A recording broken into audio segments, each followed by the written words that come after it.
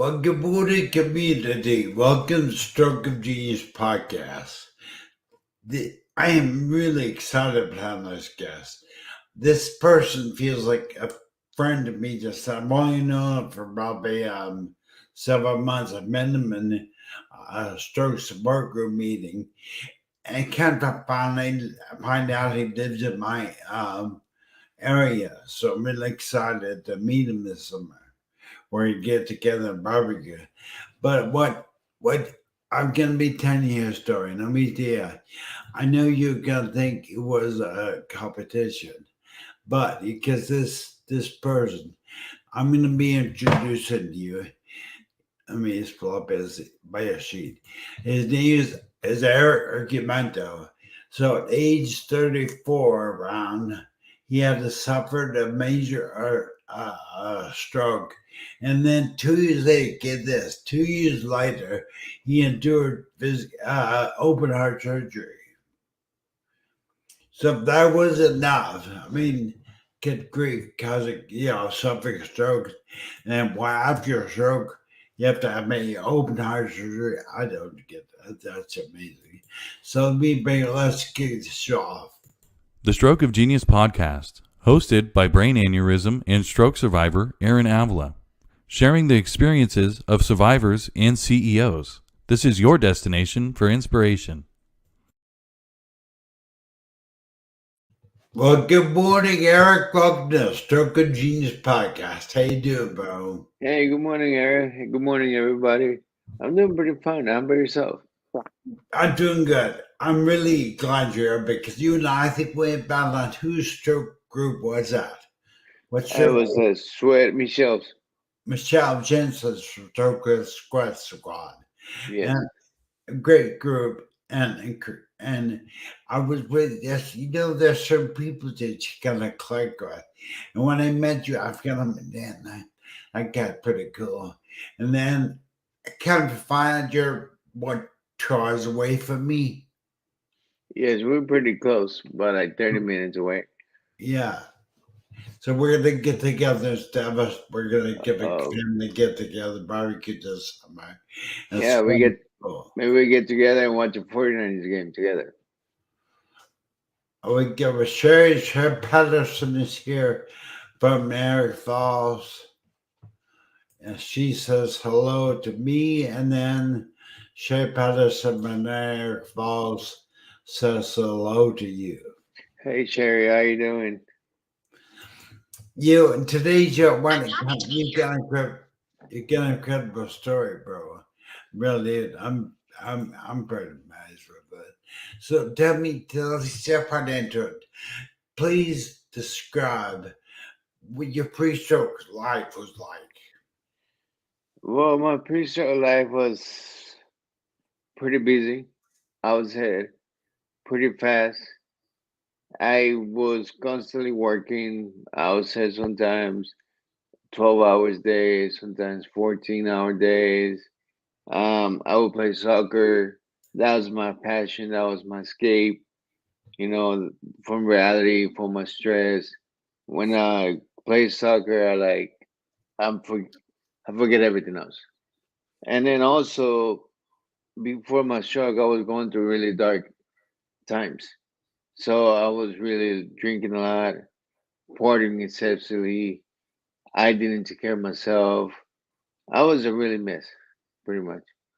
Right, and that is amazing to me because I played soccer as a young kid.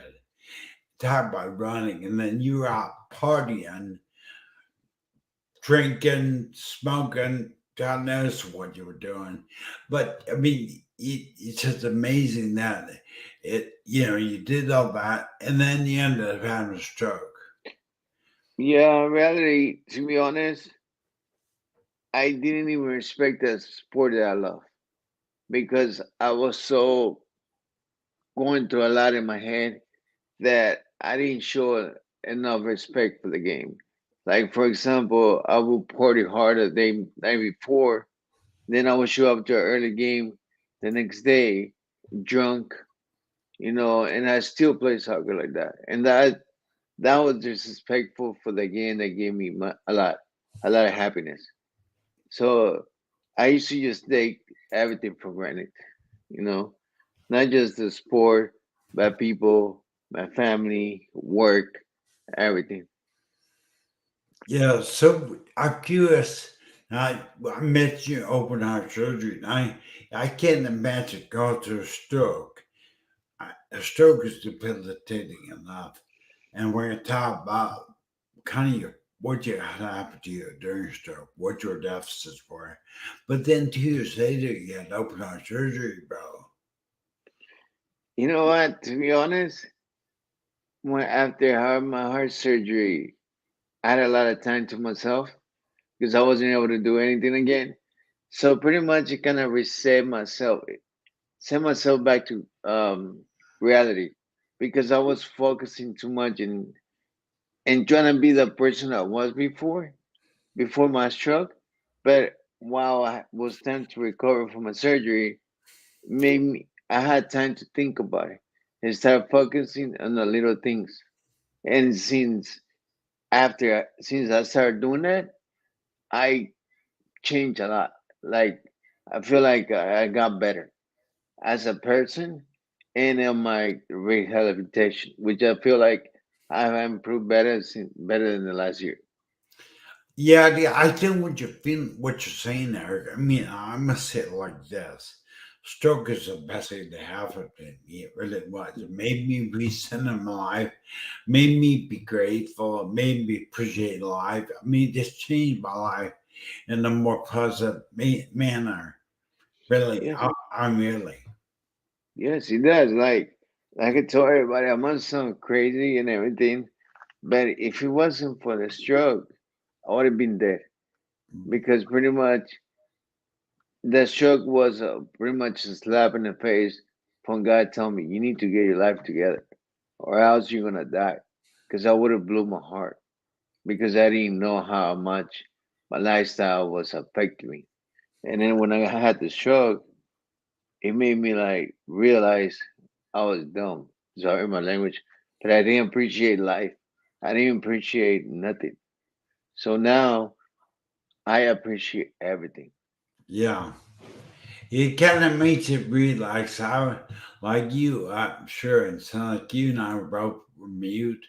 We had similar deficits, but you said slap in the face, and it really, your stroke really can wake you up. It really can. There's one thing positive out of stroke that I say happened is that it slapped me in the face. It made me realize I better be grateful. I better be thankful I'm alive. You know, before the stroke, everybody I had a wish I had a death wish. Why? I don't know. I didn't care about my life. I didn't care about nothing else. Like I was just living my life like I was day by day. And then everybody would tell me, "Hey, take care of yourself." After I got diagnosed with high blood pressure, all my friends, my coworkers, everybody, take your pills. And I was like, for what? I'm gonna die young. You know, I used to wish that. That was my answer for everything. You know, they're like, and I was like, for what? Nobody's gonna miss me if I die. And then when I was laying in bed in a hospital and realizing there was so much people there for me, it made me like appreciate it. You know, like Wake up means wake up.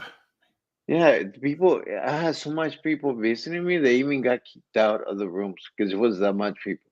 And then I didn't, and I was thinking that nobody was gonna miss me, and in reality, a lot of people was gonna, miss me. You know, they were gonna get hurt. And then Yeah, I didn't yeah. even think about my family or anything.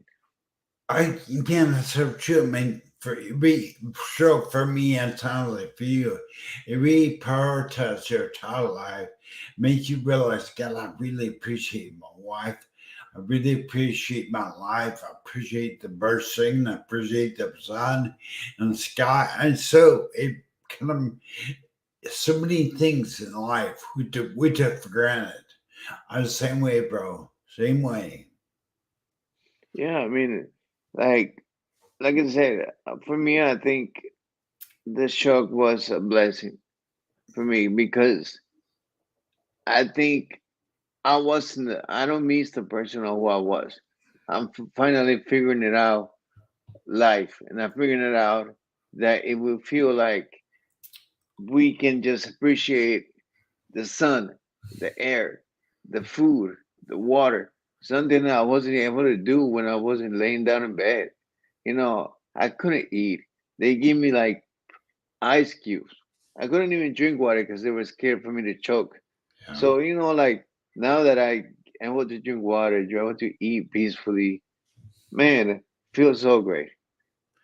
Yeah, I think, again, it makes you grateful to be alive.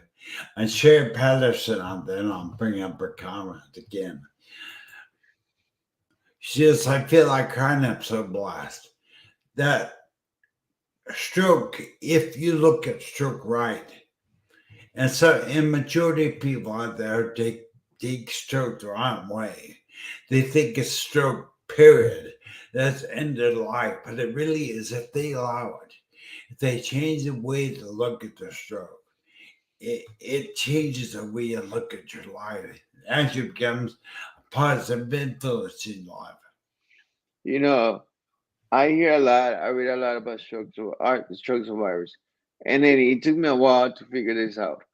But we stroke survivors focus on trying to be the person that we were before the stroke. But we don't realize that person is dead. That part in our brain is dead. We're never gonna be the same person again. Instead of trying to go back to the past, now we just focus on the now, and then don't think too much in the future. Always have the future back in your head, but don't think too much because you never know what can happen, especially us. We already got close goals. So now we should appreciate every moment that we can because you never know what can happen. So that's what's going on with the stroke survivor. We're trying to be the person that we were before, but we don't focus in the now and trying to be better than we were before. Because eventually we used to take life from granted different ways, and we just don't see that. Yeah, that's what a gold nugget that is. Look forward and quit trying to look back at what you were. You're not going to go back to where you were. In fact, I look at stroke as a kind of a second chance. And the reason I wrote name my stroke group, Second Chance Stroke Survivors, is because to me, God gave me a second chance, bro, to live again.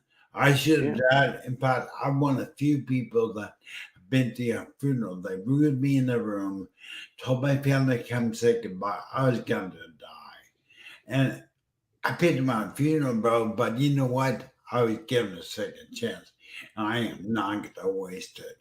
So, it's a great goal. I always look forward, quit looking back, trying to be the person you were. But now's a chance. You and I have a chance to recreate who we were. Exactly. It's like when you're in a relationship, right? And you break up with somebody that hurts you so much. You're not gonna go back to that person that hurt you so much, right?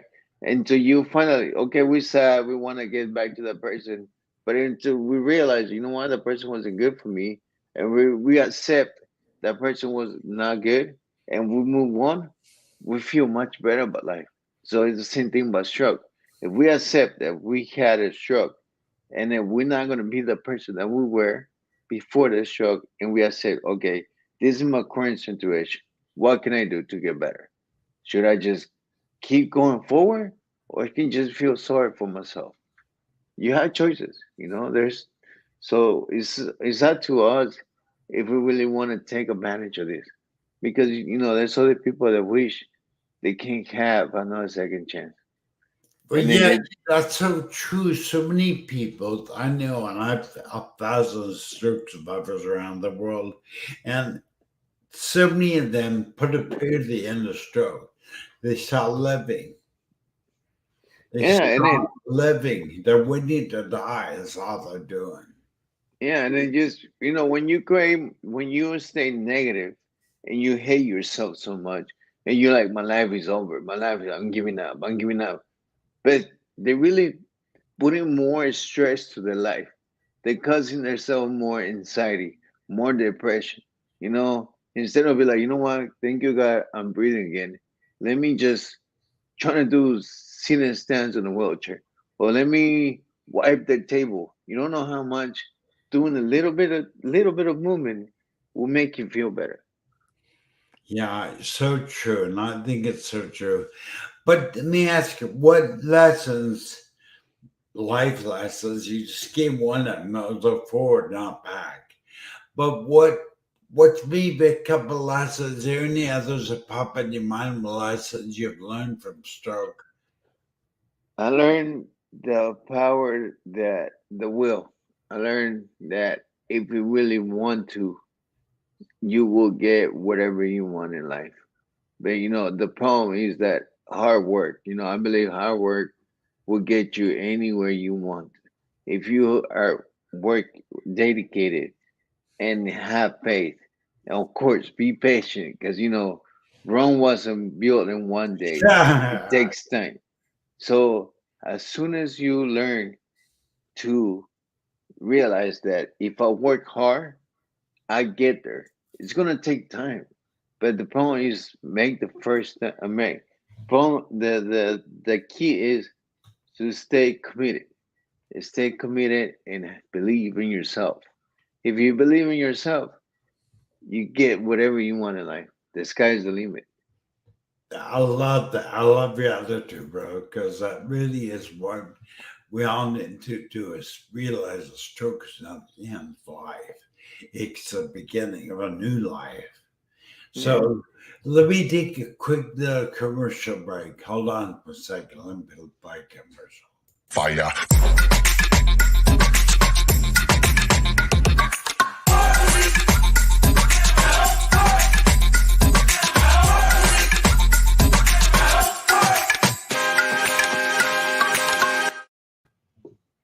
That I don't know if you noticed, but that commercial, I love it because it says stroke doesn't define you as a person, but here respond does. And people do not realize, stroke survivors don't realize, it's stroke is not who they are. It's how they respond to stroke that becomes who they are. You Yes. know, it's kind of you create your own destiny. Yes. I mean, pretty much, we were dead and come back to life. You know, and then we had to learn everything. You know, and it's like when you're a baby, right? You have to learn everything again. You have to learn how to walk, how to talk, how to sit down, how to do everything when you're a baby. And then stroke is the same thing. You have to learn how to do everything again. But like we don't see that stroke. It's more mental, exhausting than physical. Because if we're not mental strong, we're not gonna be physical strong. You know what I'm saying? If I'm over here thinking about my pain every day, I'm just gonna want to just lay down in bed and take a bunch of pills. But if I just be like, you know what? If I just go outside and walk a little bit, the pain is gonna go away, which it does, Bec- because you prepare yourself ready. Like you saying those connections to your muscles that are hurting. You're making it work, and that's what the body needs. The body needs to be moved in order to get better. Yeah, I noticed with me, as you know, I'm in a wheelchair and I've been 12 years, but I'm still trying to walk. But yeah, the old saying, a body is in motion, stays in motion. Yeah, I can tell when I do my therapy. I try to do 30 minutes of cardio. I try to do walk 60 feet and then do leg lifts and some various other exercises. I notice when I don't do those, I am in more pain than ever. Oh, believe me, and the more stronger you get, the pain is way more. But Yeah. you know what? But it's the sensation that okay, I'm working. Those muscles are gonna wake up any day, so that makes me more work hard because I feel like I'm better than I was yesterday. I'm not getting worse, you know. So that makes me push myself. Yeah. Hey, of course, bro. Did you have any warning signs before your stroke? None. No, none. What were you doing when you had a stroke? Well, I was waking up. It was like around 9 in the morning, and it was during the World Cup. I was about to watch a soccer game, Brazil versus Mexico. Then I woke up to go to the bathroom. Then she wasn't my wife, but then we were dating. And then she looked at me. She's like, "You don't look good." Then next thing you know, I was like, "I'm just hangover. Let me just." Had I should throw up. I went to the bathroom trying to do it, and I did it. I tried like 3 times, and now I done it the third time. I did push so hard that I felt like a little cool breeze on my brain go all the way to my body. It started shaking. Then just spit, and now I done it. Right then, all I remember, walking out. So I pretty much lost conscious for 30 seconds. And my wife said that I was just standing against the wall and I was about to fall. And then she pushed me up. And that's when I woke up. And I remember walking to the bed, but I wasn't feeling the same. I was feeling shaky, cold. And then I laid down and she was like, "You look green. Let me call the 911." I was like, "No, it's okay. Let me drink water." I drank water. I got up from the bed. Then I lay back down. And the second time, I couldn't move. So I was like, "You know what? Call 911." And So, then that's like the majority of stroke survivors kind of shake it off and go, I don't know what's wrong, but it's not that bad. You kind of sweep it under the rug. That's serious. It's time you should have dialed 911 when you're in the bathroom. But shake it off. Our instinct is to kind of minimize what's happening. yeah. And then I remember everything, like I remember the paramedics asking me questions, and when they checked my blood pressure, it was like 260. And Oh, they're like, yeah, it was so high. Then they checked like 4 times and they didn't go down. They sent me right away to the hospital. I remember everything. Remember when I got into the ER, getting like 10 doctors and everything. But you know what? The thing is that when I got to the hospital, I was okay. And then within an hour later, I was a vegetable. I couldn't move. I couldn't talk. Nothing. It was really weird because I went from wow. okay to nothing. So, Candy Kirsten, I personally was flown down to Redwood City to go to a hospital there. What hospital did you bring me to, bro? Kaiser, South San Francisco. Yeah, really? Say Yeah, why? because I used to live 5 minutes away from there. I yeah, great. Here's the people at Kaiser. I had a local hospital saved my life, really. The paramedics that came from my fire department really saved my life too. But I'm curious, what inspiration? I might ask you. What advice would you give a new stroke survivor? Someone who's just going through this. What advice would you give them, bro? My advice is that don't give up, even though it sounds impossible. Believe me, I thought I was never gonna see the light the end of the tunnel. I'm starting to see light, but it took me so much hard work. Trust me, there's days I want to quit. I cried. I begged God. I asked for anything in strength. And then it's so hard. I know it's hard, but just don't give up. Just believe in yourself. Believe that God has your back. Believe that He's going to help you out and give you everything. Also, love your family, love your loved ones, and that will help them go forward. And the one main thing, this is the key: accept your situation. Know where you at. I said that you had a stroke and move on forward. Don't look back because the more you look back, the more negativity, the more depression, you're gonna cause yourself. Always look forward and push hard because eventually you get there where you want to be at. When you were saying that, bro, I picture guys sitting in the racetrack, a foot race, at the line, starting line. He doesn't look back, can't look forward to the finish line. Do not give up. I mean, so many times I've had a feeling of just, okay, I'm going to stop trying. I'm going to give up.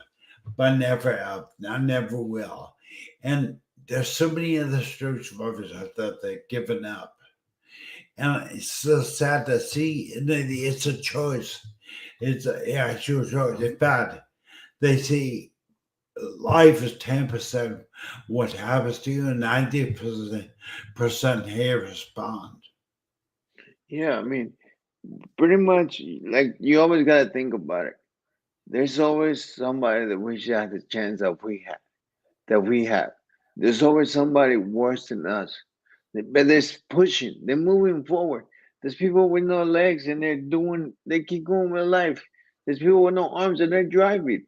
I've seen that happen.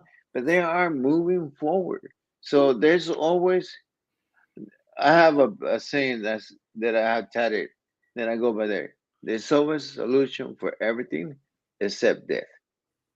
So when you're there, you're there. There's no way you can do, but you're alive. So it's up to you if you just want to keep moving. Life is beautiful. Enjoy it while you can, because you never know when you'll be the last time. Boy, isn't that true? I mean, we're down the wire a little bit, down the end show, but if somebody wants to get a hold of you, ask a question, how do they get a hold of you? What's the best way? Oh, they can reach me on my Facebook. Anytime. I'm free all the time. Whenever I talk to other survivors, I help them push themselves. I just help them with my experience. I don't know experience. I just go by what I lived through, and then because I didn't have much help, and then I don't want people to think they're all alone because they're not. There's always somebody willing to talk to them, hear them out, whatever. I'm always available. It's not so hard. Just send me a message and I respond back. You All know. right, bro. So, just so you know, it's Erick Argumento, and look him up on Facebook at Hall of Ask why he's here for you, for community. He's able to help you and talk to you, and I do. We all are. And remember, you can never feel as a stroke survivor if you never give up trying. You can Yeah. never feel. Erick, I want to thank you so much for being on the show. Thank you so much. Oh no, thank you. It's a pleasure, and anytime I'm always available. All right. You know. All right. So we'll talk to you later then. Thank you Okay, so thank much. you, sir. Have a good day. No, no.